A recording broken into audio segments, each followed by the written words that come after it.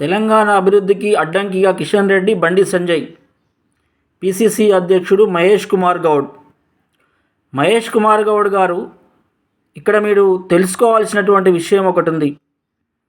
తెలంగాణ రాష్ట్ర ప్రజలు అధికారం కట్టబెట్టింది కాంగ్రెస్ పార్టీకి. కాంగ్రెస్ పార్టీ అంటే మీ పార్టీ. కాంగ్రెస్ పార్టీ నుండి ఎన్నుకోబడ్డటువంటి వ్యక్తి ముఖ్యమంత్రి రేవంత్ రెడ్డి గారు. మీరు ప్రశ్నించాల్సింది ఎవరిని? రేవంత్ రెడ్డి గారిని. తెలంగాణ రాష్ట్రాన్ని అభివృద్ధికి అడ్డంకిగా మారిరని చెప్పి కిషన్ రెడ్డి గారి మీద, బండి సంజయ్ గారి మీద ఆరోపణలు చేస్తే అది మీ చేతగానితనం కిందికి వస్తుంది కదా. ఎన్నికల ముందు మీరు ఇచ్చినటువంటి హామీలను నెరవేర్చలేకపోవడం, అధికారంలో చేపట్టి 14 నెలలు గడుస్తున్నప్పటికీ తెలంగాణ రాష్ట్రంలో ఎలాంటి అభివృద్ధి జరగకపోవడం అది మీ చేతగానితనం.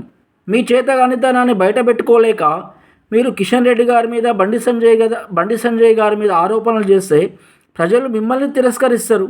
ఈ విషయాన్ని మీరు గుర్తుపెట్టుకోండి.